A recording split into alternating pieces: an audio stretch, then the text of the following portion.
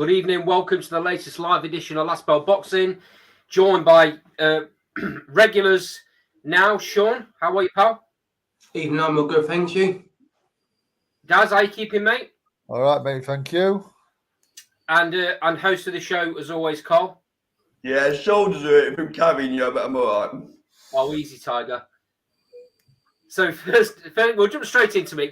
We got a bit of a mixed show tonight. So people in the sidebar, if you've got things you want to chat about, drop them in the sidebar and we'll pick them up. We've got a bit of a mixed bag. We're going to start off with the news that's sent boxing right to the bottom of the pile again.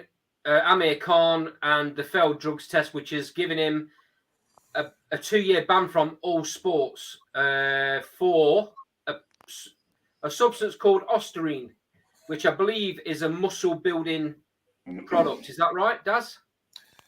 I believe so, mate. Just from what I've. Why have you gone to Darren? Yeah, what are you trying to say? What are you trying to say? No, I come to you, Daz, because you've got a couple of guys that they gave you some information about the last situation with Conor Ben, didn't you? Yeah, to be honest, mate, I've not really spoke to him on this situation. Probably should do, and I probably could do it and then talk about it next week, maybe. But okay. Yeah, from what I've read, from what a couple of people I know are into the training and stuff have put, it is exactly what you've said. It's a muscle builder. It builds muscle and I think increases strength and endurance. I think maybe might be have that bit wrong, but to be honest, mate, when it come out, I went, oh, do you know what? Yeah. What's going off? Do you know what I mean? So this test that he failed was apparently around the same time. It must have been pre-fight, I'm guessing. The Kell Brook fight last February. But listen, take his purse off him. Take his purse off him, what he were paying, and give it Kell. Or give it charity. Yeah, because he does right, mate. Completely agree with you. He does not deserve.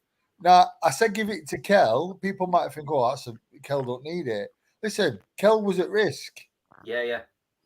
Kell was put at risk. Do you know what I mean? Listen, Kell boxed his ears off, beat him up. And, at the time, I was like, it's sad to see because I quite liked him, yeah? But now, I'm like... There's some big questions to answer here, isn't there, regarding is UCAD fit for purpose? Why did it take 14 months for this to become public? Yeah, mate. Why is Amir Khan negotiating to fight Manny Pacquiao 6 months ago knowing this is all going off? Yeah, mate. There's something... And why, as the promoter of the show, only found out about it yesterday like everybody else? I don't believe it. I don't believe that. No, neither do I. Don't believe a word of that. He also says that Robert Smith didn't know about it as well, didn't he? Come on, are we saying the British Boxing Board of Control wasn't aware? I mean, to be fair, when you're, as far as I'm aware, if your sample's tested and you fail, that should be flagged up to the board straight away. So I don't understand where this 14 months has come from after he's retired. Ridiculous. I mean, it'll be interesting because we got Imran in the sidebar. Imran, if you want to jump on, I'll post a link in the chat box. I know he's a big fan of Amir Khan. Yeah. And I'd like to know what he thinks regarding. Does this leave a stain on his career? Well, he's got to, really, hasn't it? If he's done it once, how many times has he done it before? That's a problem, isn't it? It opens yourself up to additional questions. The thing is, he may never have done it before, Daz, but everyone's going to think he has. Yeah, pretty much. And I'm a big fan of him here. Big fan of him. Like him. It's just boxing doesn't need it. It's another dark day, isn't it? Spoke to him at Ultimate Boxer when I was there with Mark Bennett, and he was on commentary. And ever such a nice fella. I just think it's getting to the stage where people are prepared to do things to win. They're prepared to do anything to win. And just Just one more one more question for you, Daz, and I'll go to Sean. As a trainer, Amir Khan must have if he's had to put that in his system, he must have been so far out of shape going into that fight. Do you know what? I don't know what angle he's used it for. Well, you know, we obviously know he's done it to get an advantage, but I'm just one of them, mate. People who are training him, are they going along with it? Are they like, you know, knowingly going along with it? And because it's not something you do in secret, is it? No, it can't be, can it? No. Not in this day and age. Is it just me hearing that mic making a funny noise, or is it? Yeah, I'm hearing a bit of feedback as well. I'm not sure. We might get a bit of feedback from you, man. We got a bit of a funny noise since you joined, fella. All right, one sec. No worries. Sean, while everyone's sorting himself out, mate, does this drag boxing back into the gutter? Yeah, I think it does, and unfortunately, it doesn't really surprise me anymore, no matter who the boxer is, if they've had a drugs test, unfortunately. And I think, you know, the media's got a big role in it as well, you know. I'm sure you've all seen them sort of almost give best. Sean, let me just stop you there. I actually think it's you, mate. It could be. Well, my missus is in hysterics over there because she thinks someone's farting. She's actually, come on, don't bring the show into disrepute, Dad. Come on. She's back to being 12 again in classroom. Andy, do you want to get that Joe? Say that again, Carl. Sorry. You want to pick the comment up inside by Joe? Oh, I'm getting an echo really bad.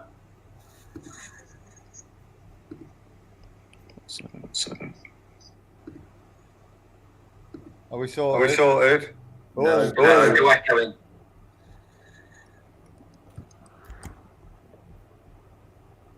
Has it gone? No, it's still there.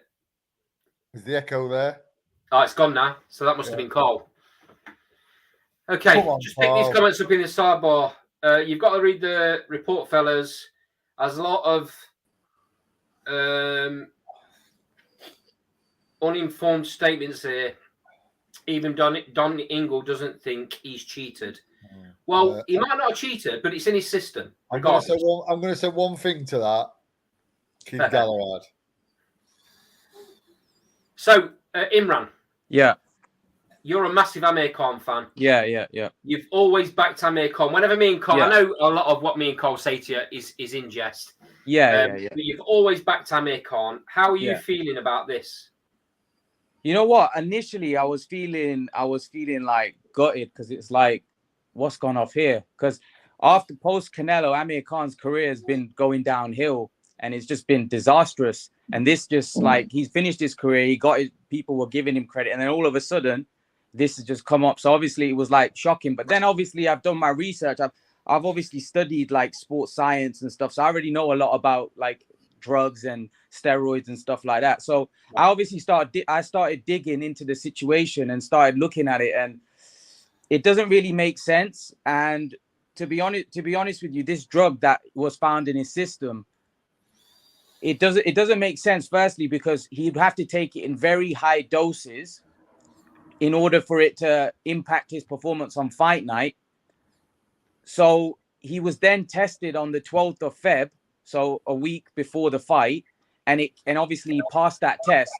So then the only thing could be is that during the fight week, during fight week, if, for example, I'm just saying, if he intentionally cheated, for example, there would be no benefit for him to take that particular PED because it wouldn't benefit him if he takes it once. So there would be absolutely no advantage. He'd have to be taking that PED in very, very high doses for a very long period of time for it to impact his performance on fight night. Also, the UCAD report says that it was unintentional consumption, and the levels that was found in his body was so less that it wouldn't have impacted his performance on fight night. The other thing people are saying that flushing it out your system. That wouldn't be the case in this particular scenario because he tested a week before, and if it was still in his system, it would have been a lot more prevalent and a lot higher volume, but he passed that UCAD test on the 12th.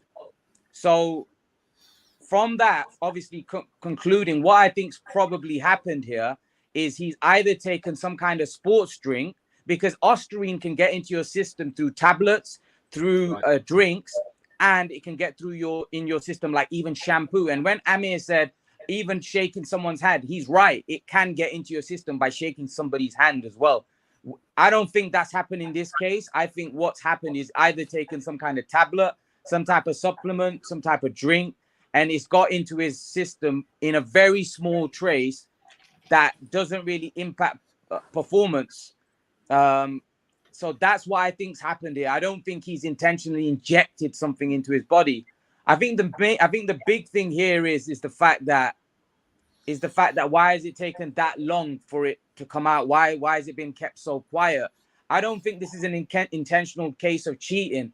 I think now this is going to open up a can of worms, because a lot of people actually thought that this is now going to take light away from Conor Benn. Actually, it's not, because as Eddie Hearn pointed out today, this case is far more clear cut than the Conor Benn case, and Amir Khan's been banned for 2 years.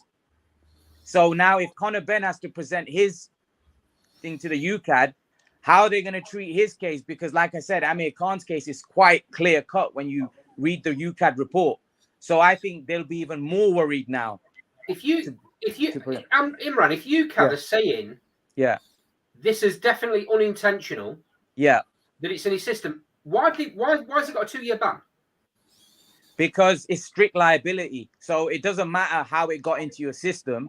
It's the fact that it's your responsibility. It's your responsibility to be aware of what you're drinking, even if you drink your partner's drink. I get that. Yeah. I completely understand what you're saying. Yeah. But if the sample is that low, and for this particular type of drug, I completely hear what you're saying. I understand what you're saying. That for this to have any impact on his performance, because of the type of drug it is, he's got to have been taking it for a long period of time with high doses. Get that? Yeah. Surely, common sense has to prevail at some point, don't it? If this can't have affected his performance, because of the trace sample, and that UCAD, who have tested him, are saying we believe this is unintentional, it wasn't deliberate, then common sense has to prevail, and he shouldn't be getting a 2-year ban. I think personally, what I think with all the things going on with like drugs in the sport, I think because Amir Khan is a very high profile name, I think they've obviously not made him a scapegoat because it was in his system. So it's still strict liability. You get a ban. But I think if this was Amir Khan in his prime, right? Firstly, I think Amir Khan would have gone all in terms of legally, and they wouldn't have been able to ban him, because I think that also the evidence, from reading the evidence that Khan provided, it was very flimsy, probably because he knew he's retired. I still think if Khan was to put his foot down and appeal this and go all in, because obviously his reputation is damaged a little bit, because people still, it doesn't matter, even if he gets exonerated, people are still going to say cheated. Yeah. I think he could win the case, because the evidence is so heavily stacked in his favor. The only problem is it's like for me it's a case where, like, I personally, looking at the case, I don't think there's any foul play here.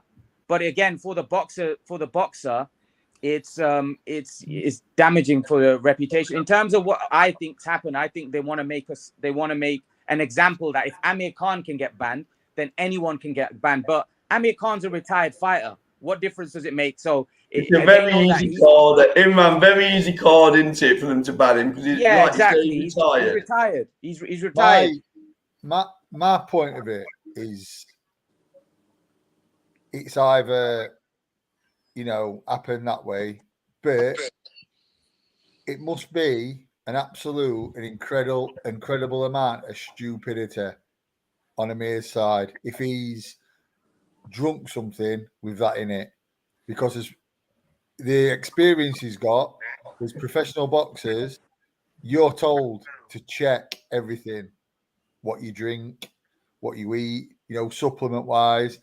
It's everything's got a little label on saying that it's either, allowed or not by the anti-doping agency. There's an app for your phone where everything's on it that you can't, that's allowed to, you can take, or you're not allowed to drink supplement wise. So why is someone with Amir Khan's experience, making a mistake like that? Because it's poor judgment on Amir Khan for absolute certain, Daz. Just Yeah. pick the comments up in the sidebar and then I'll come to you, Sean. Joe's put, I'm an Amir Khan fan, really disappointed with this, but it's highly unlikely he's deliberately taken this to gain an advantage. But you pop dirty, you take the heat that comes your way. Unfortunately, he's saying exactly the same as you, really. And I in this case, I'm starting to think I don't agree with it. I don't agree with the ruling. This common sense has got to sit in here somewhere. You've got with the ban, Andy. You've got Conor Benn. I know he didn't fail with UCAD. And that's probably why that he hasn't been banned straight away. But the fact of the matter is that still hasn't been sorted out. I still think you've got to ban him. I think he's setting a dangerous precedent by saying, oh, okay, it's unintentional. As long as we know it's unintentional. They'll never know if 100% it was unintentional. No, but what I think, Carl, is sometimes you've got to think about what the substance is, how it can affect the boxer, and how it can affect his strength in the fight or his build up to the fight. And if the sample is that trace, I see it more black and white in that. I think if it's in there, you ban him. Look at Liam Cameron. Look at Liam Cameron's case. Liam Cameron, Commonwealth middleweight champ. I think he was rated in top 15 at IBF. He got caught, got a test with a trace amount of cocaine in his system. They went to court in London, everything. It was actually admitted that it was if the amount of cocaine that was in his system was on a table, it wouldn't be visible to a naked eye. It was actually acknowledged that it's probably come from a contaminated note. Right. To pay for tickets. Got banned for 4 years. That's crazy. It's ended his career. Ended his career. It's like it's a guy in he never drunk beer, and he got banned for 4 years, ended his career.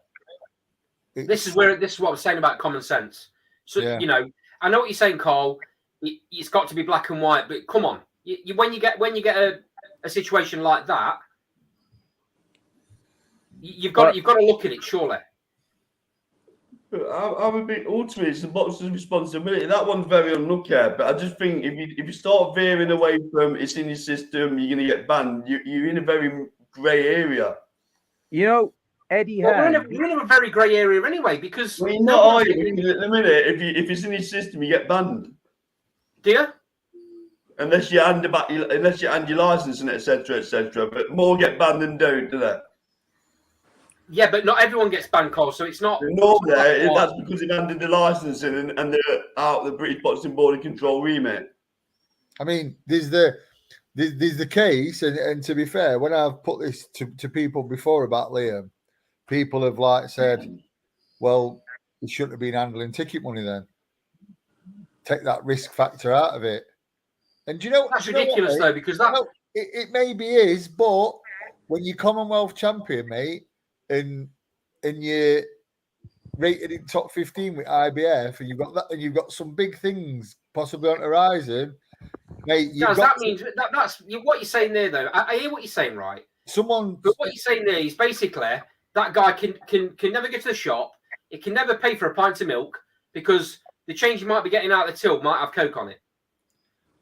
Mate, as mad as it sounds, that's crazy though. That's just ridiculous. It is, mate. It's crazy. But do you know the fact that he's handled ticket money has cost him his career? You can But it slice shouldn't, the that's what I'm pie. saying. You can slice the shouldn't. pie however you want to slice the pie. The ending is it's a boxer's responsibility. I understand it from both points of view. My gripe with it is with Liam as well. Cocaine's not a performance enhancer. I was just about to say that. It might give you a bit of confidence, but it don't mean you're going to be able to do what you can do. You know, it's not exactly a performance enhancing drug, is it? And this one with Amir Khan, I'm gonna go with what Imran's saying here because he knows a lot more about it than I do. And he's researched it. He's saying that for this to have any advantage to Amir Khan, he's got to have been taking it for some time, and he's got to have a big amount in it, not a trace amount. If he was tested 10 days before the fight and he was clear, then clearly he hasn't been taking it for a long while.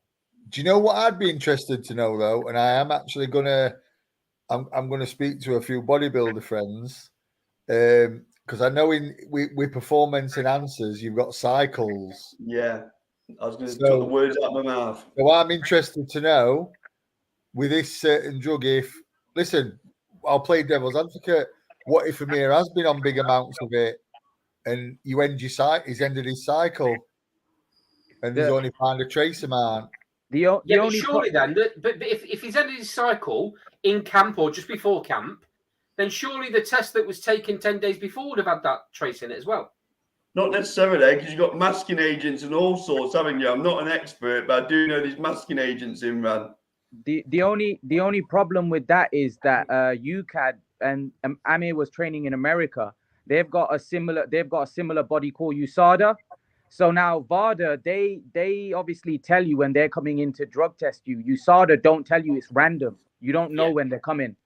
So there's no like the research that I've done on this drug, there's no way he could take this drug in such high doses and get away with it. Like it would be almost impossible. It'd be almost impossible to do it. Imran, is it a urine test, Imran?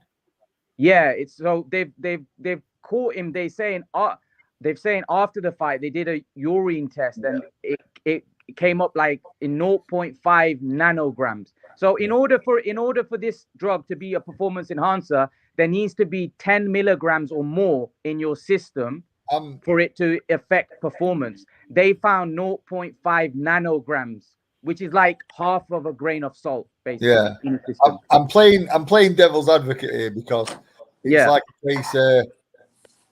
Do they actually watch you weighing it? Yeah. You know, I've never been present, but no. I've never been present when they've given somebody drug test. But could somebody have done it for him? I don't. Thing is, my point is, what I'm trying to make is, there's always a way around something. But me personally, I would like, I know that it is what Imran say it is, because I'm a big fan of Amir Khan. I like Amir, you know, and I hope he's not, because at the end of the day, let's be right, if he has took this to get an edge and a performance enhancer, he's got a bloody bad batch of it because it didn't work, did it? Yeah. Sean, I'm very aware you've not had your say on this yet. You've heard everything Daz has said. You've heard everything Imran said. What's your feeling on your? Now you've heard their side of things. What's your take on this whole situation?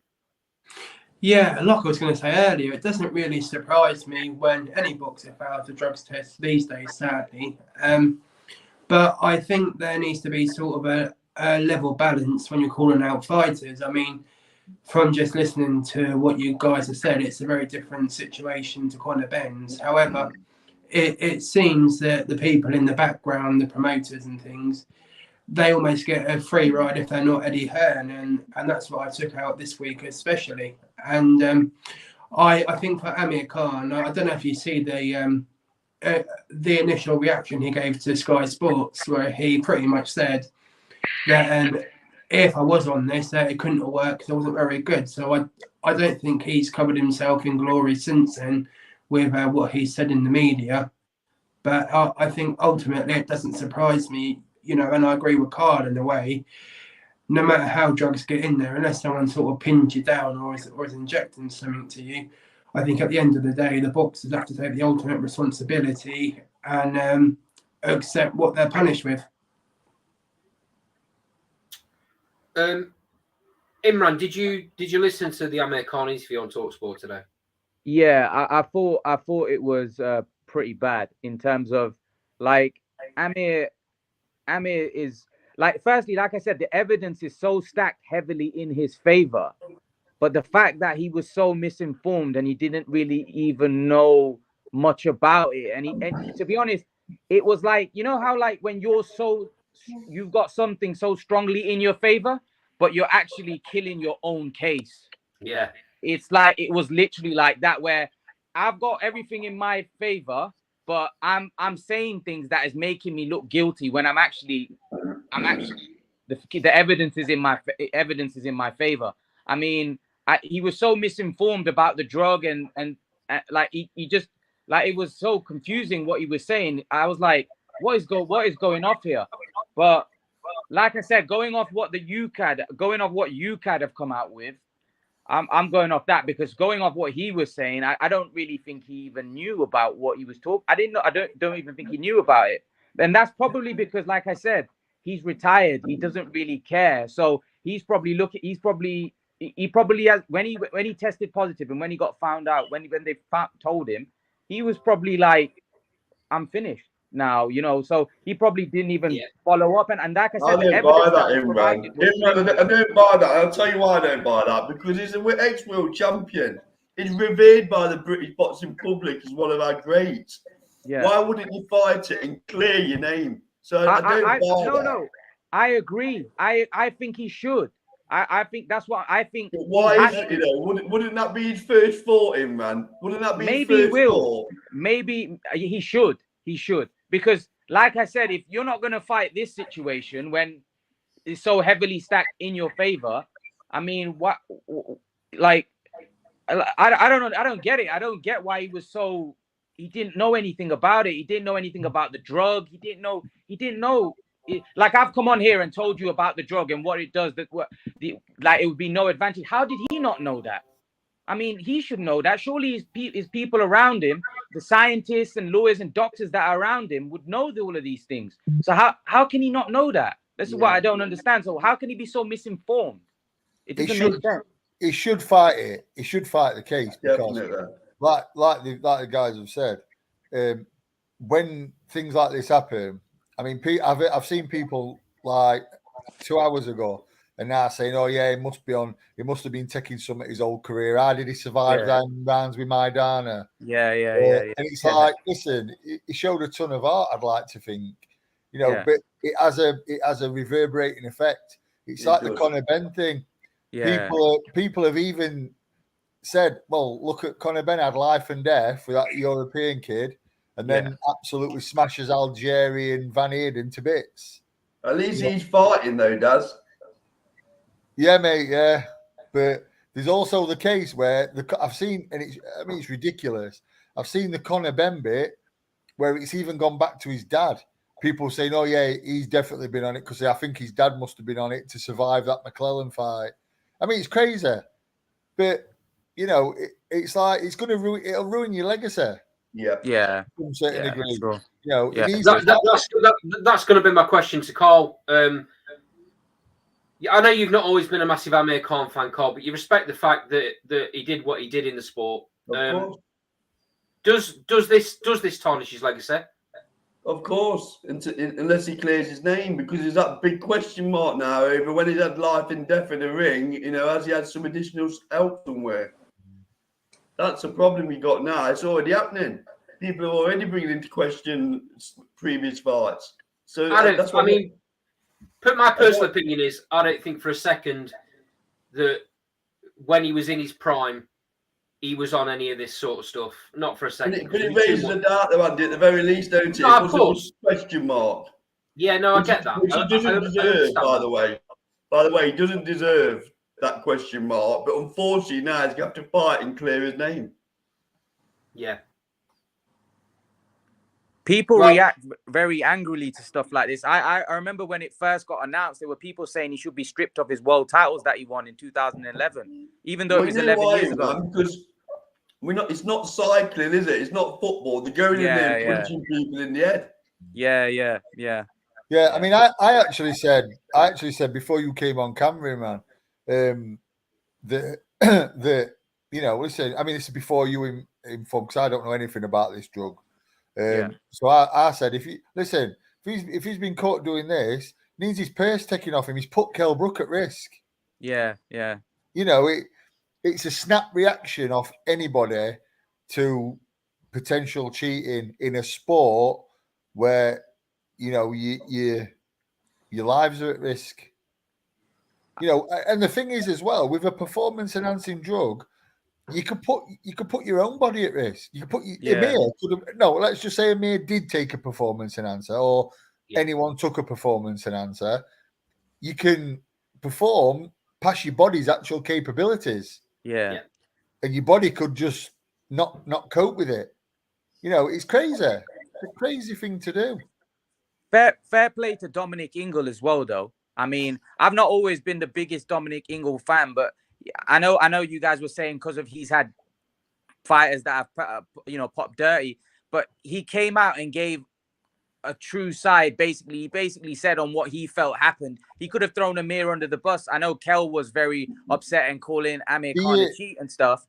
Do you think though, Imran, sorry to cut you off, mate, but do you think where that's concerned with Dominic, if Dominic comes out and starts slagging Amir off, saying you cheated, you put Kell at risk, you cheated, people are just going to go, hang on, bit pottle calling kettle black in it, mate. Yeah, it is because he's had a couple of fighters that, you know, that the cruiserweight that he had, he popped dirty, then Galahad popped dirty. And not just that, he's a trainer. He's a trainer that's training fighters, and this could happen again to him. Very good PR response from Dominic. So I think it was quite, I agree there was that, because obviously this could happen to him in the future as well. So he doesn't want to throw Amir under the bus. But in terms of what you were saying about Kell and the fact that he should have his purse taken off, I actually think that Kell Brook could have sued Amir Khan. The only problem is that he won't be able to, and he won't get anywhere with that, in my opinion, now, because you kind of said that he's unintentionally consumed that. So, and they've said that the levels were so low that it wouldn't enhance his performance. So Kell would have to prove that Amir was actually cheating, and he actually. This is where Amir needs to clear his name. Yeah, exactly. You know, also, the other thing is fighters have to be very careful what they say, because imagine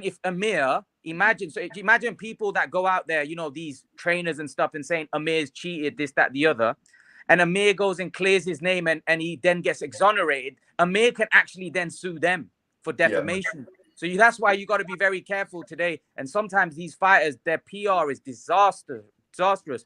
They come out and say things, and they could end up getting a lawsuit smashed on them. So I think you got to be very careful what you say. Imran, do you think if Amir Khan was in his prime, do you think he would have even entertained going on TalkSport today? If he was in his prime? Yeah. The thing is with Amir Khan, every time he's had a loss or every time something bad has happened, he's never hid away from the cameras. He's always come onto cameras. I just don't think sometimes he doesn't come across like, even though he's obviously over time, he's obviously got better media trained, he doesn't really come across that bright. You know, he kind of makes himself look silly at times. And I'm a massive fan of his, but he doesn't always cover himself in glory. And like I said today, the evidence was so heavily stacked in his favor, but he actually made himself seem guilty.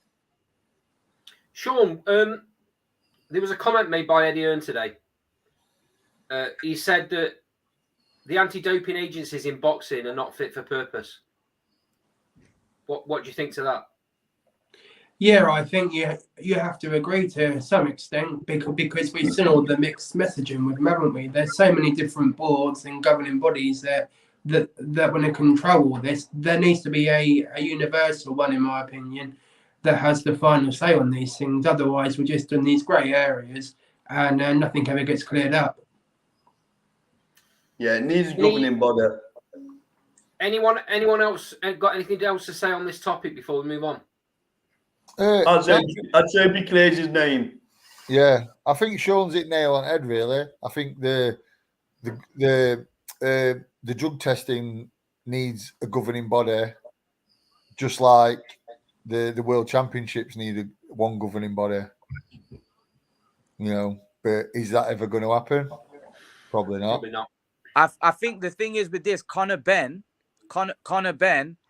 and Eddie Hearn, they're probably worried now because, as Eddie Hearn said in the IFL interview today, he said that he basically said that Amir Khan's case is quite straightforward and it's taken 14 months. He said Conor Ben's case is very complicated.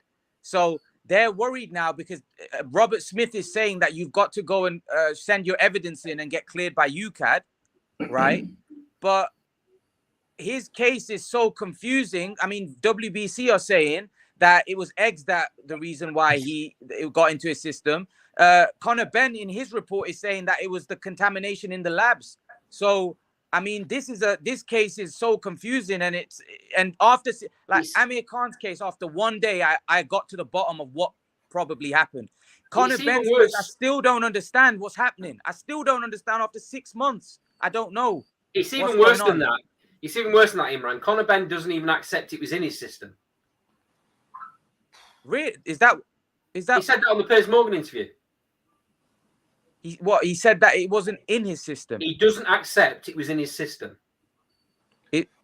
But no, that's just ridiculous. I think Conor Ben needs to shut up and stop listening to idiots advising him. If I'm honest. At least Amir Khan's gone, look, I believe in the testing system. Whether it's flawed or not, I believe in the testing system. They're saying they find it in my system, so it must be in my system. At least he said that. Different stages of career, though. I'd like to know what Amir would have said if he was at the same stage as Conor Ben. Yeah, what would he have said then? Yeah, that's why I asked Imran that earlier on. I think, Carl, we leave it at that for now. Let's see how it pans out over the next few weeks. Let's move on to the next topic, mate. So Shakur Stevenson is fighting this weekend in Newark, New Jersey, against number 7 ranked in the world, Shinichiro Yoshino, I think his name is. This on paper is quite a difficult fight, but Shakur Stevenson's levels. I'll come to you first, Imran.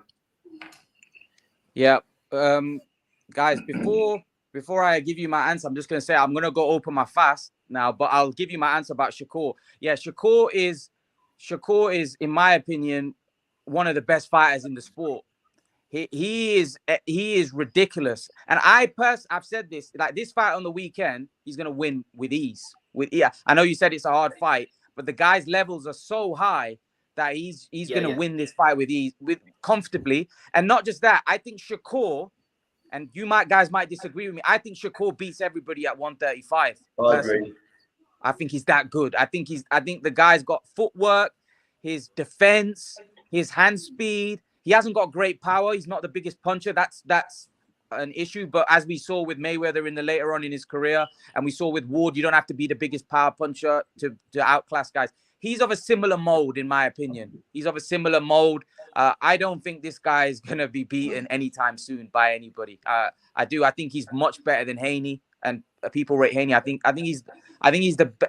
already for me, he's the best for 130 to 135. I don't see anybody really beating him at this point. From what I've seen so far, I think he's that good. But again, we need to see him fight all the best guys. And what is he, 24, is he? 23, 24? Yeah, he's young. He's really young. Very, very young. It's crazy when you think about it like that. Sean, I'll come to you next, mate. The lightweight division is absolutely crazy. The talent that's in the division is ridiculous. Obviously, you got Devin Haney as king right now. He's got the Lomachenko fight to worry about. You've not only got Shakur Stevenson, but you've got the likes of Isaac Cruz, who's high up in ranking in a lot of the ranking bodies, he's only 24. William Zepeda, he's only 26.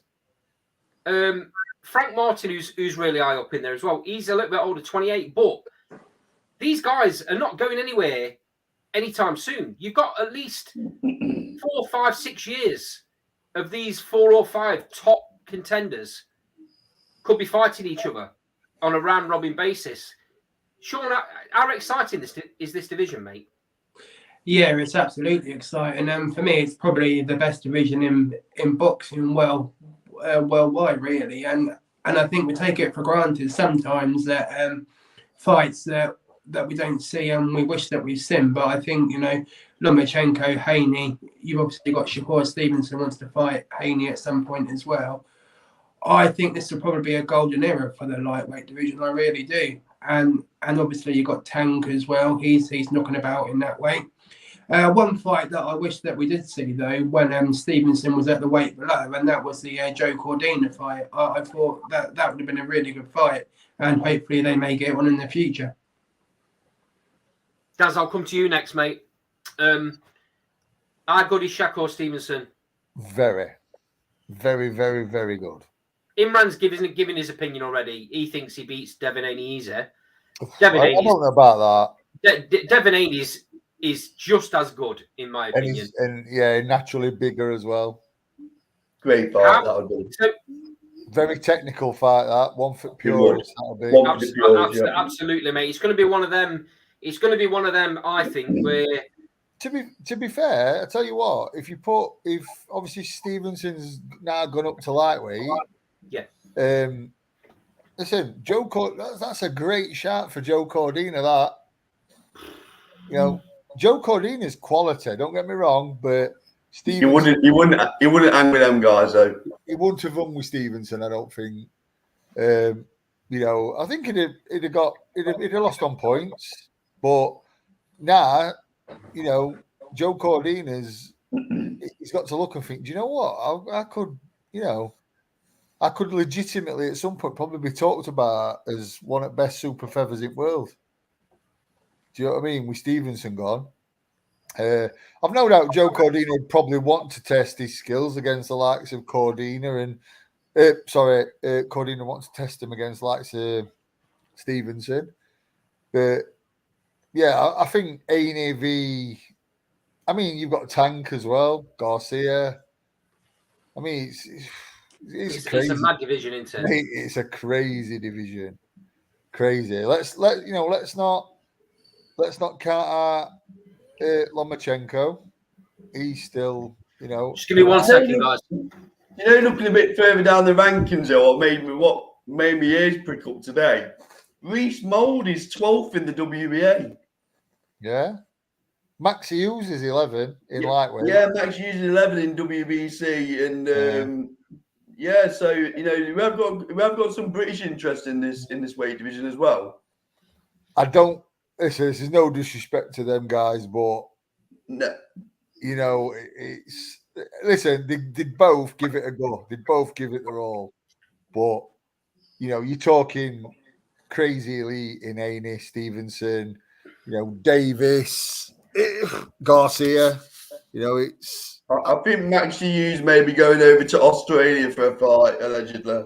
I think that might be where he'll be heading. He deserves a big fight. And you've got a dare to be great, right? Mate. Yeah. No one ever Listen, did if Reece Mould gets that phone call to say get back your gum shield and get over to America to fight Shakur Stevenson, Reece's gum shield Reece's gum shield's in his bag before phone goes down. He's a fighter. Yeah. He's a fighter. Yeah. You know what I mean? And he'd give it his all. He'd give it everything. I mean, he's a warrior. Absolute warrior, as Max is, but we've got to talk in realistic terms. It's like these guys, Haney and Stevenson, they're just on a different planet at the minute. Yeah. There's Gary Cully as well, isn't there, that you can put in the mix with those guys? Yeah, Gary Cully's. I mean, me and Cole spoke about this. We saw him at the Leewood He's a big public boy. workout. We still can't figure out how he even makes that weight. He's massive. I mean, listen, his size could pose problems. Yeah. But people like Stevenson and Ainey, they've seen it all before. Yeah. You know, they don't look at someone and think, you know, oh, he's a big They'd lad. work it out, Daz, wouldn't they? They'd have a round or Yeah. two to have a look, wouldn't they? And then I mean, work it out. The To shot, be fair to Gary Cully, though, lads, he's a work in progress, right? yeah, it Yeah. is. Just Yeah. how You know, long you can hang around that weight. you're talking a number of years before he entertains fighting anyone at that level. But in a number of years, Stevenson and Ainey are still going to be there. They are. You're right. That's why I mentioned the ranges earlier on. Probably even better. Yeah, because you know they're still young. They'll be in the peak. Yeah. I mean, Cully's quite special. He's very, very good.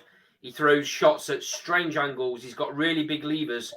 Who's to say he doesn't progress massively in that? Yeah, I think he will do. I think he will do, but I think it's another. Maybe it's another Cordina situation. Maybe when if Stevenson and Ainey and Tank maybe move up, yeah, there's a bit of a void for him. And listen, I'm not saying that he wouldn't fight him because he would, but you know the special fighters. I mean, you know, are we? Sorry, Daz. No, you're right, mate. Come on. Are we all under agreement that Shakur Stevenson finishes this fight in style? I think he wins unanimously on points. But I think Devin Haney's the best out of this crop. Devin Haney's got outstanding defense, hasn't he? He doesn't do anything bad, does he? He's just a solid fighter. Yeah. So also on this undercard, is a young man currently just 7-0, Keyshawn Davis, who is also being touted as being an outstanding prospect at this weight. Sean, what do you know about Keyshawn Davis? Wasn't he with Matchroom when they first ventured into America? When they had Danny Jacobs? Yeah. I've seen a bit of him, but I don't know a great deal, I have to be honest. Makes you wonder why that partnership's still not happening, doesn't it, with Matchroom?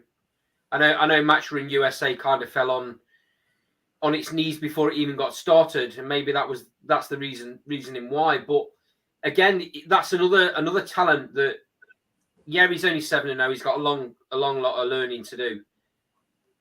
Maybe him and Cully would be a good fight in the near future. Yeah, absolutely.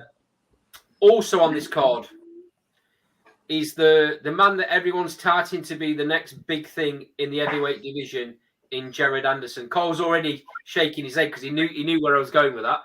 Well then, Cole, take it away.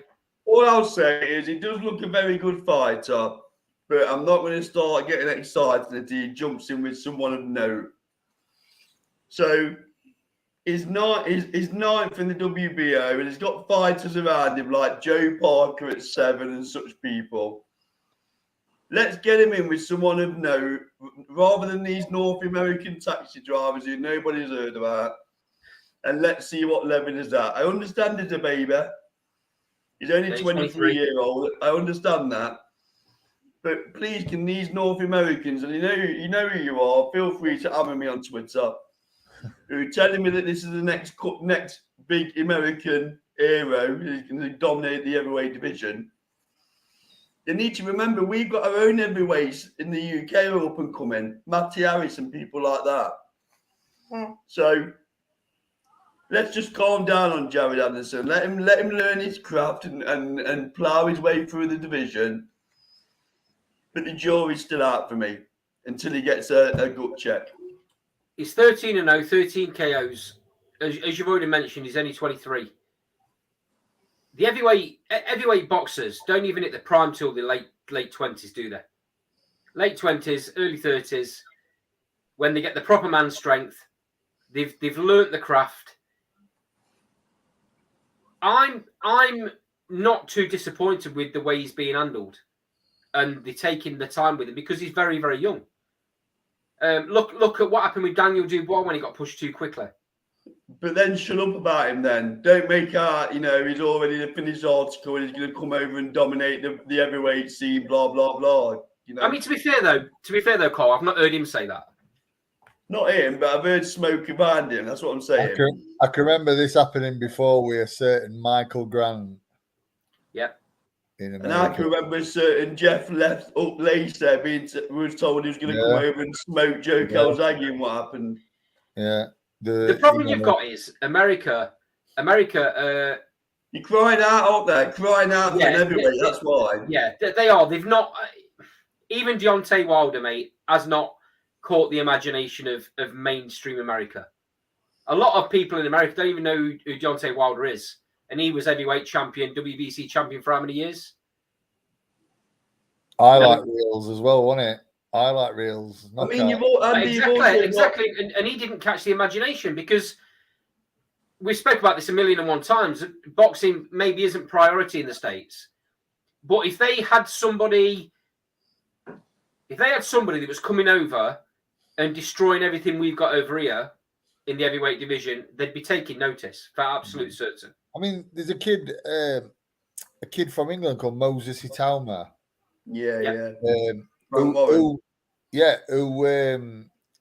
Gil White, who used to train Nicola with me, he encountered him on because he works for England Boxing, Gil, and he told me a couple of years ago that I said, watch out for this lad, Moses Itauma. And do you know what? While he does everything right, there's always the question when they're fighting road sweepers who fall over at slightest little thing. Yeah. There's always that. Oh yeah, he did look great, but this kid's got hit on gloves and fallen over. I mean, if it's as good as they're telling me is, obviously in the WBA you got Dempsey McKean at 10, Anderson's at 9. Why don't they throw them in together? Two up and coming fighters. Because let's have it right at this sort of age. A defeat doesn't define you, does it? But it'll give you a good yardstick of where you are. Look at Adelaide.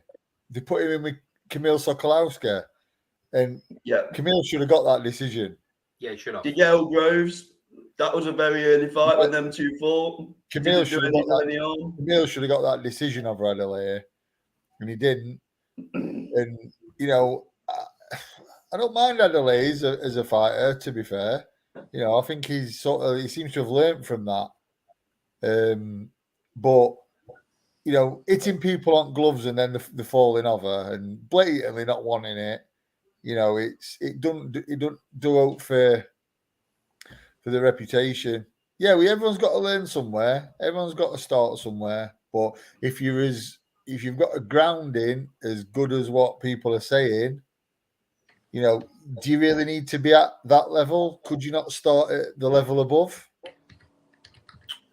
Well, look at Mike Tyson.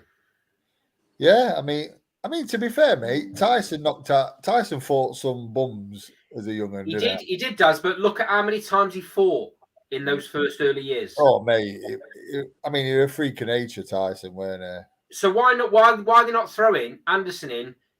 Because he's not Mike Tyson. But what I mean though is, if he's knocking out people for fun, which he is doing, yeah. Why are you not throwing him in more times a year? Why has he not got 8 or 9, 10 fights a year? Tyson did it as an amateur though, didn't he? Tyson was like, I think Tyson on verge of going to Olympics, but lost to Henry Tillman. I think that's right. So Tyson, it'll only be a matter of time before Anderson meets someone on note though, because like I've said, he's 9 in the WBO, 11 in WBC, 11 in WBA. So it's only a matter of time before he gets thrown in. Might be a case of him fighting Dubois or something. That's a really good shout. I mean, obviously Dubois now going to be fighting Usyk, which I mean, who's he? I know the ranking situation, but who's he beat to get a shot at Usyk? The problem is he was manoeuvred into the WBA regular world title shot against an absolute road sweeping bum who should never have been there. he was handed. But let's have it right. And I'm a fan of Shane McGuigan as a coach. He was handed it. He was handed that title. Yeah, of course he were. The problem Of course is he when were. you get that title, you get put to the number one position as a WBA mandatory. So they're in a position now where they have no choice. You're no longer have a to fight prospect. Usyk. You're no longer a prospect. No. Once you win something like that. They have to fight Usyk. They've put him in that position now. They've got to suck it up. Do you know what as well? Do you know when he fights Usyk, right? If he doesn't get himself into the shape of his life and follow Derek Chisora's blueprint, if he tries to stand off and outbox Usyk, I will literally turn it off after 3 rounds. He needs to big man him, doesn't he? He's got to go in there and absolutely, but listen, he's got to go out, and if he's going to go out on your shield and go out trying. Yeah. But let's be right, he's a big lump, right? And Chisora made it uncomfortable for Usyk. You know, I can't believe I'm saying this, but if he thinks if he lands, he's going to beat him. No, I'm not. Listen, I think he's going to try and outbox Usyk and just get to look silly. But if he goes out there with aggression, controlled aggression, and follows Chisora's blueprint, it could be a little bit more uncomfortable for Usyk than what people are thinking. You know, he's a big old lump. Do you know what I mean? Yeah. It's let's be right. You know, and he's younger. He hits harder than Chisora. He's nowhere near experienced enough, Daz. No, of course he's not. Listen, I know for a fact he's going to go out there and he's going to try and outbox. He's going to try and outjab Usyk, try and outbox him, right? And it's not going to work. He's probably going to get busted up and stopped, right? If he goes out there with the mindset, listen, I'm going to smash your head in. You know, I'm going to walk you down. I'm going to lean on you. I'm going to bully you. I'm a natural heavyweight here. You're not. He's got a better chance that way, surely. No, absolutely. And I actually think they will just say to him, just go out and try and knock him out. That's your only chance. Yeah. He hasn't got good enough movement to get close to Usyk enough times, in my opinion. Yeah. He's got to trap him. He's got to step across him. I don't think he's capable of doing it though, Daz. No. At this stage A cruiserweight put him on his backside twice at Tottenham. So what's Usyk going to do? Yeah. Listen, I'm just thinking of game plans that I think he's got to go about it that certain way. I'm not saying he's going to do, but I think that's got to be his game plan because he's not gonna outbox Usyk, is he? Yeah. Let's be fair. Just before we move on topics wise, let's just pick this comment up from Phil Westerman. Good evening, Phil. It's because he's talking about why there's so many bum fights. It's because money talks, too many promoters, too many organizations, too many TV companies, all looking to protect the fighters. Spot on, Phil. Yeah, can't argue with that. Getting a bit sick of the politics and money men stopping fights happening because they're frightened of losing their asset. Again, spot on. It's something we've not talked about, and this is why, unfortunately, people are turning off from boxing and turning UFC on because the best fight the best. Yeah, they've got to. They've got to. Yeah, they've got to. Number 2's got to fight number 1 to get to mandatory. He's nowhere near the politics as there is in boxing, though, is there? You know, it's all that's because one man rules it, Carl. Yeah. We're never ever going to get that in boxing, unfortunately. No. There's too much money involved. There's too many organisations taking too much money from fighters, going all the way through the divisions. Yeah. Okay, I think we've done that one. Should we move on to the next topic, mate? So, Boxer have announced Lawrence Okoli versus Chris Billum-Smith for Lawrence Okoli's WBO cruiserweight title fight down at the Vitality Stadium in Bournemouth. I'll start with you first, Sean. Number 1, do you think Chris Billum-Smith deserves this fight over Richard Riakporhe? Well, I think basically why they've made the fight is as well is because they used to have the same trainers. So I think almost they're relying on that and hoping for a bit of needle to push it for sales. And I think it'll probably sell better than React Poor. That's why they've gone for this fight. It creates a good narrative, don't it, before you even start talks? Yeah, absolutely.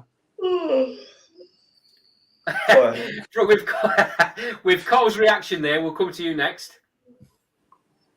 I just think whether it's Sky who's pushed through it to go on the 27th from there, I don't know. But I think a fight that already would have limited numbers for me would do even less now with the fight Conlan in Belfast, Leewood in Manchester. And I think it's a shame for fight fans because it's a bank holiday weekend. Why not go on the Sunday? Go on the Sunday before. Or the Friday. Just before. No, Sunday, just before Christmas, I'm talking about. Boxer went on a Sunday night just before Christmas. Why didn't they go on a Sunday again? It's bank holiday. So I just think it's unfortunate that, fight fans, you can't watch 3 live. You can only watch 1 live, actually. I actually think it's a good fight, but I think they got an hell of a job selling it. Bournemouth holds about 12,000 on a match day, so I don't know how many you're going to get on the pitch, but that's a decent crowd for Chris Billam-Smith. I'm not sure what a Cody does in terms of numbers, in terms of ticket sales. So I'll be intrigued to see if it's a good fight, but does it sell? And I'd like to know what the viewing figures are as well. Chris Billam-Smith was on TalkSport today. He believes he sells the stadium out. Daz, what's your opinion? Firstly, on the fight being made, who do you think wins as well? So no, it's a decent fight. It's a decent fight, but like I said, I mean, like Carl's touched on there, I mean, it's bad that putting it on the same night as Wood and Lara. Yeah. I mean, we're all going to watch that, aren't we? Of course. Whether you're from Nottingham or not, that's the fight. Do you know what I mean? I think a Coley will just do what a Coley does, to be fair. Keep it safe, pick him off, and beat him. Daz, with that in mind, put your coach's hat on here. Lawrence Okoli was with Shane McGuigan for quite some time. They know each other, obviously. Shane will know him inside out. Yeah. He'll know his style. He'll know what he was doing badly, if anything. He'll know his strengths. He'll know his weaknesses. Can he come up with a game plan? Can you see anywhere in the game plan that he can come up with something for Chris Billam-Smith to pull this off? No. And I'll tell you why. You can't change, really. You can add things and tweak things, but no matter how boring Lawrence Okoli seems to be, he's very effective. Yeah. Very effective. Now, Billam-Smith's a come forward fighter. Come forward, does what he does, carries power. Okoli likes to counter. I've no doubt that Okoli is just going to pick him off at will. He's just going to, I mean, what have you got to develop with Billam-Smith really to get close to Okoli? You've got to sort of do a bit of a rolling style, get inside, work. Can he do that? I've not seen it so far. I mean, I'd actually heard rumours from people who know people that know someone that was present around some of the sparring sessions. Okay. And apparently it were quite brutal. Oh, right. One way. Listen, I'm not saying that it's true, but it's just what I've been told, that apparently some of the sparring sessions were quite brutal. Billam-Smith took a lot of hammer, and I says, yeah, but you don't know if it's true. And he says, yeah, I said the same thing, but how many times did you see Billam-Smith with black eyes in lead ups to fights? That's an exclusive on Last Bell Boxing. Carl, put that as the headline for this show, please.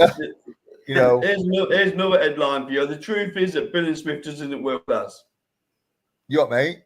He's not world class, Bilham Smith. No, Nothing mate, I've seen suggests he's no, world class. he's not shown me anything to say. He's probably got world class power, but I agree with that. you know, he's probably got a world class shot. But you know, you got listen. A Cole is a nightmare, isn't it? You've got and he's very effective. Listen, I must be one of few people who watch a Cole and actually admire what he does. He's unorthodox, isn't he? It's effective. So let me just pick this. Let me just pick this comment up, Daz, and then you come back on what he says here. Yeah. So Phil Westerman's put. I have to admit, I was a bit underwhelmed by Lawrence Okola's last performance. He's been out for a while though. No. I think he's touching on what you've said, Daz, there about he's not the best on the eye. No, he's very unorthodox, and I draw parallels with Joe Joyce, Andy. A lot of this is said about Joe Joyce until people have been in with him. People have been in with him, say how effective he is. Might not look great, but he gets the job done. And I draw parallels with Okola. I mean, just to reply to Phil, do we ever really expect Okola to go out and bomb people out? No. You know, and the thing is, he's got a punch on him. Okola he can punch. Big lad, isn't it? He's awkward. He's got a punch. Now, whether Phil just commented, effective but not a great watch. Now, at the end of the day, while he's winning, does it matter whether he's boring me, boring Phil, boring Carl, boring Andy, boring Sean? Not to Lawrence Okola, don't. Not to Lawrence Okola, not to, you know, his it does trainer. No, listen, exactly. It don't matter as long as he's winning. Now, I mean, I won't say that people said he were, you know, people didn't say Calzaghe were boring, but they were saying, he don't punch, he slaps, he wins fights, we slapping people. Do you know what I mean? It's like they get a bit of a narrative about people. Yeah. And, you know, let's say in 5, 6, 7 years, Okola's still not lost a fight and he retires undefeated. Listen, I won't rule out Okola going to heavyweight because he's a big unit. Do you know what I mean? But, you know, end of the day, he's doing his job. He's winning fights. So, you know, what more can he do? I mean, if he goes in and says, if he goes out to try and knock people out and gets caught, then, you know, what happens then? Sorry, let me just pick this comment up in the sidebar. Joe, I thought you got a bit quiet. Joe's put, been on the phone to me, man. Have I missed Cole's weekly rant on Ben Shalom? No, he ain't got there. He ain't got there yet, Joe. So, Cole, take it away. I don't really know what he means. I think I give a balance. I think I give a balanced view, to be honest. When Ben gives me something to praise him for, I'll be the first to do it, just like I do Warren in the best. Okay, here's one for you then, Cole, and you might be able to. Here's something for you to get your teeth into. I was very surprised that this fight was made with Chris Bilham Smith because all the narrative, and we had that little pushing and shoving at the film premiere with Lawrence Okola and Richard Riakporhe. All the narrative was that fight was going to get made. That's not been made, and in my opinion, that was a better fight. I actually think, and I've said it, and I think it was an harder fight. It's an harder fight for a It's an harder fight. I think Richard Riakporhe, in my opinion, is the best cruiserweight in Britain, including Okola. That's my opinion. I think that was a much better. I think that's a much better fight. By the way, he's already beat Chris Bilham Smith. Lawrence Okola is the only top cruiserweight that Riakporhe's not gone in with and beat. So is it a question? It would have made a better fight, in my opinion. As Ben Shalom made a mistake making this fight first? No, because I think he's building the profile of Richard Riakporhe, which the promoters should be doing, by the way. Riakporhe's now a free agent, apparently. Yeah, I've heard that. Yeah. I've heard that. Yeah, he's now a free Which is agent. very interesting, isn't it? Because obviously Ben Shalom's done such a great job in raising his profile. Why would he leave him? Yeah. One thing Begs I the do think for the begs the card, question: was he promised a Cody fight, and now he's not getting it? Could well be. I don't think that's no reason to leave the promoter, though. I mean, I'm sure that fight's going to happen down the road, and I think it gets bigger and bigger the longer you leave it, if I'm honest, because Paul needs to work around his profile. He keeps going on Sky Sports News and keeps having these mocked up arguments at film premieres, but he's still, apart from the box, he's not really known, is there? Maybe Reactpor's got to pick. I mean, ideal situation for Reactpor really is to get Badu Jack fighting it. Yeah. And then it's a unification, between the winner of Billam Smith or Coley, which I think will be a Coley. Yeah. But will that happen? Probably not. I mean, we're sat here thinking it was a Reactpor's decision to leave boxing. We don't know that, do we? No. Who knows what's off? No. So it'd be interesting to see what happens if that's true about Reactpor being free agent. It'd be interesting to see where he goes. It'd be interesting to see who picks him up, won't it? Yeah.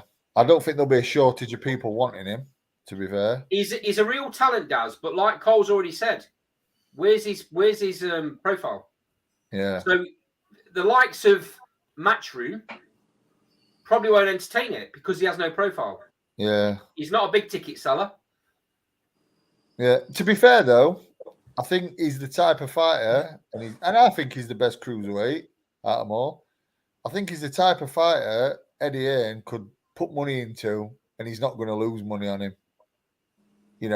He's gonna turn out to be the best cruiserweight in the world. Do you know what I mean? Maybe. So it's still about more than that, though, doesn't it? It's about it is. Yeah, I mean, I know that, but it's just. I don't know. It'd be an absolute what's he going to do? Go to Sauerlands, end up on Channel 5? That'd be nuts if that. Yeah, happened. he's not going to do that, mate. I think he'll either renew with Boxer, or Earn will have him. Is he any bigger name than Lyndon Arthur? No. And it worked. Lyndon Arthur went over.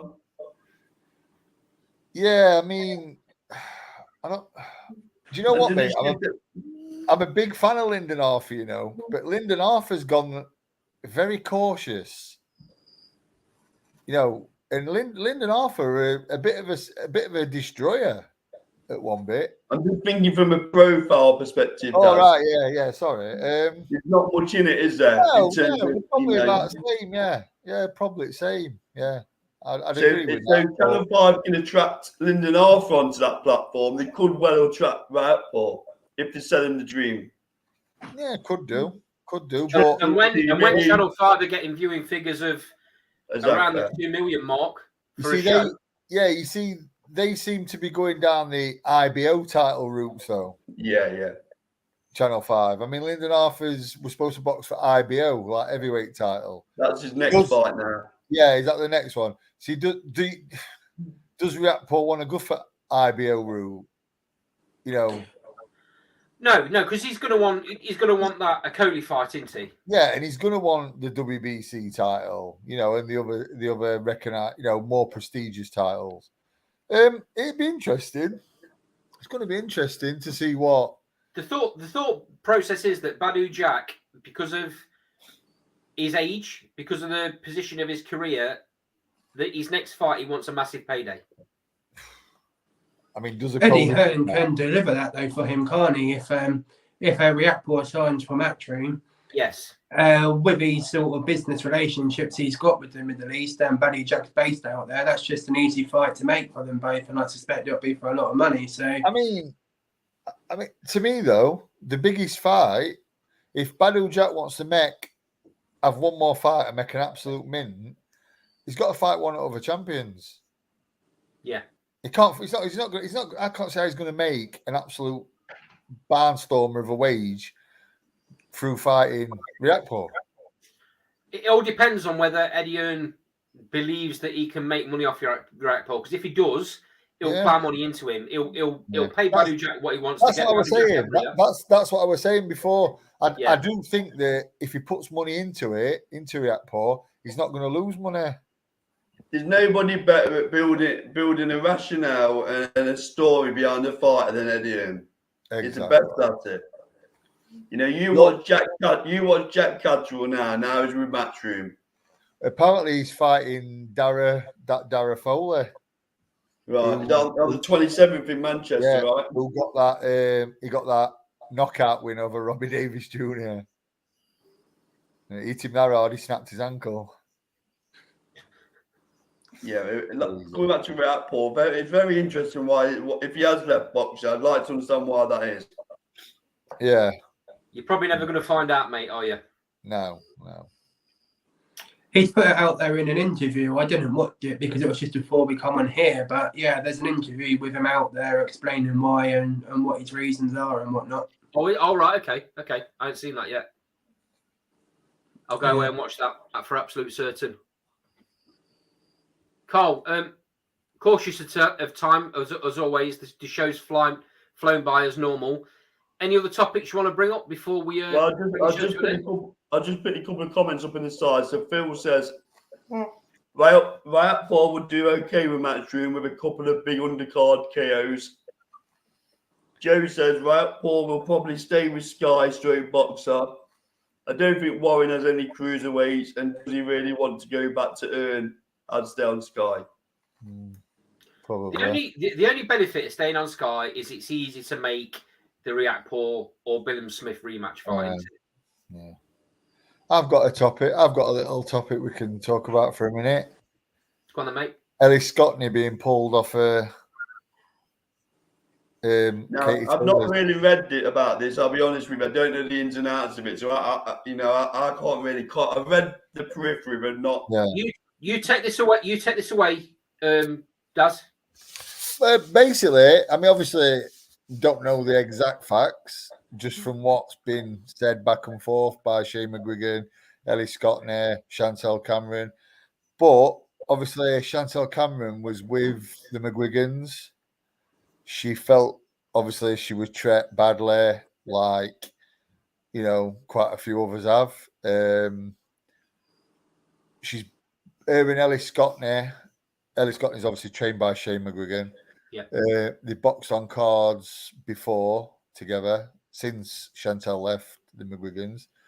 And basically, apparently, Chantel Cameron said that she doesn't want Shane McGuigan around for biggest, on fight week and press conferences, for biggest fight of her life. McGuigan's are sort of, and other people are countering it, saying, listen, basically, this is Daniel Kinneran. It's because obviously McGuigan spoke out about Daniel Kinneran. Shane McGuigan said that people that have left him have all gone to MTK, controlled by Daniel Kinneran. It's you get the gist of it, don't you? But my point is, a young girl was supposed to be fighting for a world title on her idol's, undercard, and now it's gone. Yeah, the only bit I've read is that Earn said he's going to shift it a couple of weeks, maybe to the Manchester card, hasn't it? Yeah, which is, fair dues. And I tell you what's interesting, when you go on Twitter, a lot of people, they're very split on it. And it seems to all, it's Ebony Bridges, she's like been quite vocal of it. What she said, mate. She's basically like siding with Chantel, agreeing with Chantel Cameron. But I think her and Ellie Scottney have had a bit of history in the past. Right. I don't know about it, but apparently I've heard they've had a bit of back and forth in the past. Ellie Scottney's a super bantam, Ebony's a bantam. Could that be something that brings them together in a fight? So I think Sonny Edwards is sided with Chantel, I think. Then there's I can't remember the name, but there is other fighters who have sided with LA. And it seems to all come down to the narrative. It's Daniel Kinneran. So there was that big documentary, wasn't there, a couple of years back, about the Kinahan MTK whole situation, and none of the big promoters would say anything on the situation. The only person that did was Barry McGuigan. Yeah, he went on film to say that one of his big fighters at the time, which I think was Carl Frampton, was running out of contract, and they were in the process, and the McGuigans were in the process of sorting his contract out, and he got a phone call, and he ended up going to MTK. Now, that's obviously where it originates from. I don't know the Chantel Cameron side of it. I don't know any other fighters that have left the McGuigans and gone down that route in the past. MTK's no more, so don't really understand how that affects this situation now. No, I think Chantel's. I don't know what went off with McGuigans and Chantel Cameron, but if she feels uncomfortable around Shane McGuigan, and she don't want Shane McGuigan around for biggest fight of her life, yeah, I think she has got a right to voice her opinion on it. Of course she has, mate. She's the headline. Yeah. I mean, Now, Eddie instantly offered to get the McGuigan camp a different hotel and everything, but she wasn't having any of it, was she? No, I mean, but whether, Eddie, listen, Eddie, and whether he can, whether it's right to pull Ellis Scotney off. I He can't win that, can he? He can't win. No, he can't, no. And do you know what, mate, right? Going back to the McGuigans with Kinneran, obviously, I mean, listen, if Daniel Kinneran is what everyone says he is, then, do you really blame people for not speaking out? All speculation, though, does. Yeah, it is, mate, but it is. I'm not saying, that's why I said if he is what people are saying he is. Yeah. I like to use the word allegedly now and again. Yeah. If he is what people say allegedly, if he is what they're alleging he is, yeah.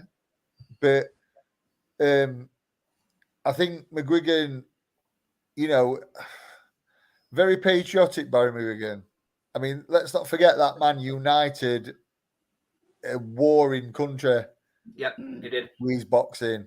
He had them warring factions come together to watch him. I think these stories when he fought Pedrosa, you had Protestants and Catholics actually drinking together, put the guns down, put the bombs away, and that happened, mate. Let's support it's Barry. a well-known story. That do you know what I mean? It's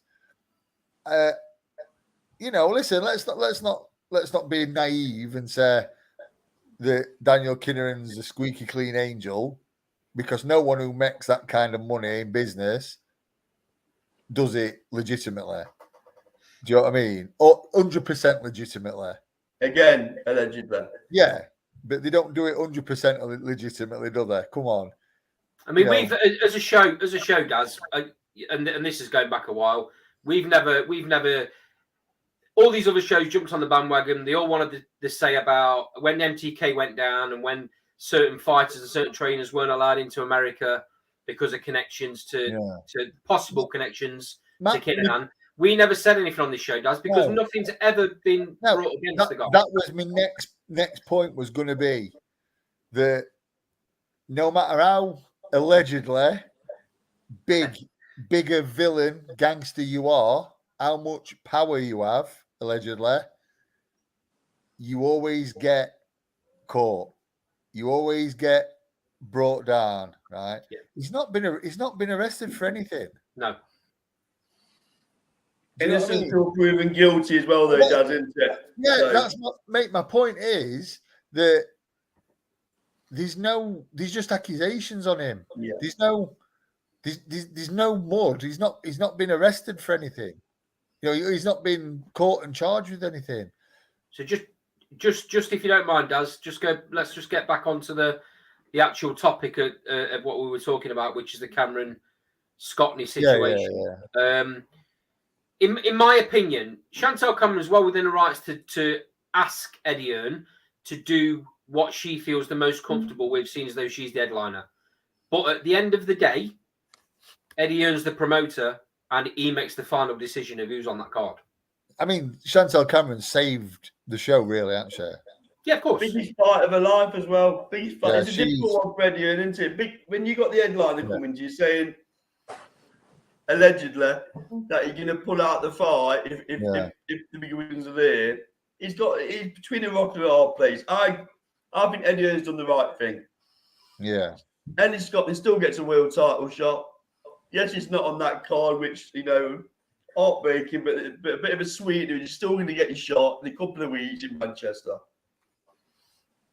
Sean, whatever went off there between Chantel Cameron and the McGuigans, she clearly feels strongly enough about it, and she feels that it's going to take focus off what she's trying to achieve, that she wanted this to happen. Do you think she's within the right to do it, firstly?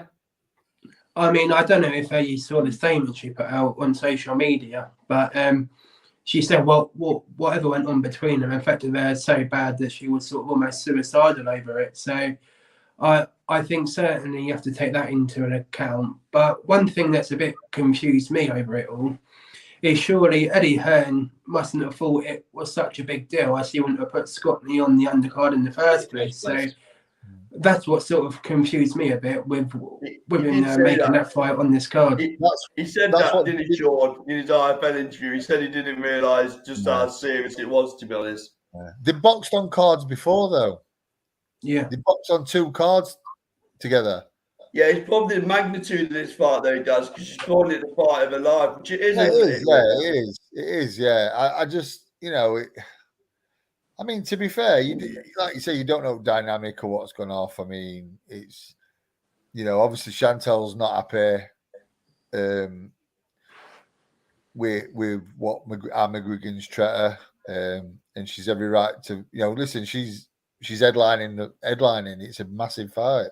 She's got every right to have things how she wants. So, I mean, I've said it, and I know you feel the same way, Daz. In my opinion, Chantel Cameron, and I've felt like this for a couple of years, is the best female fighter in the UK. And what this fight does for her is it tells the whole world that. A lot of people are saying it. A lot of people are thinking it. Do you know what, though, mate? Do you know what, though? I'd have been a lot more... I still think Chantel's going to win, but I'd have been a lot more confident if this situation hadn't have happened. If she'd have just, whatever. Shane McGuigan's insignificant. I've got a job to do. I'm concentrating on Katie Taylor. I hear you, mate. But like you just said, you don't know how bad it's affected her. Exactly. These 2 sides to it, in there. We don't know what Chantel's gone through. And it could spur her on, Daz, because she's got her own way. Could spur her on. Yeah, it could do. And do you know what, mate? Well, we're not going to know until first bell. No. What it does is it takes the situation away from happening. So no matter what it would have done to her or not done to her, it now does. It's now insignificant because it's not there. The problem's not there. The problem's not. No, exactly, mate. Because to be totally honest, mate, if McGuigan had been around, if obviously Chantel feels how she feels, and McGuigan's around on fight week and all this and leading up to it, listen, few snide comments here and there in passing could have totally took her off a game. Exactly. Yeah. Then again, they might not. I'm not saying Shane McGuigan would have done that, but any little remarks or smirks or anything could have took her off a game. But then again, it could have also spurred her on even more. But she wants that by Chantel Cameron. Let's not fool ourselves. She doesn't make this decision by herself. No, she doesn't. At the end of the day, Chantel doesn't want to take the risk that it's going to upset She doesn't. Listen, at the end of the day, she doesn't feel comfortable around him in a fight of this magnitude. I mean, they've probably boxed on cards, and she's probably not even seen him. Let's be right. Shane McGuigan's probably not even been at the venue till fight night. with LA. You know, or they've weighed in it. You know, not even thinking about. Yeah. They're gonna have to spend. They're gonna be, you know, in quite close vicinity with this fight, because obviously Ellie's fighting for a world title as well. So Well, you would think that the Ellie Scotty fight would be chief support, right? yeah, you'd think so, wouldn't you? Yeah, you'd think so. So Well, it's a yeah, world title fight, wasn't it? So you'd imagine it would be chief support. yeah, you would. So Which means they're obviously going to be weighing in next to each other. Public Yeah. workout, they're going to be next to each other, Press one after conference. another. So it's not like, you know, there's maybe an hour or two difference between them doing stuff. No. I do think there's going to be, you know, regarding this, I do think there's going to be a few dynamics coming after it. You know, like maybe a Scotney Bridges showdown. You know, I'll things be honest, like that. Daz. I'll be honest, mate. I wasn't even aware that this had happened, because it's probably something that's been, unless you know the camps, unless you know the fighters or the trainers, it's maybe something that's been kept quiet. Well, yeah, I mean, I know Chantel was trained by McGuigan, but you didn't know that there'd been an issue. I knew she'd left. Obviously, I knew she'd left. Yeah.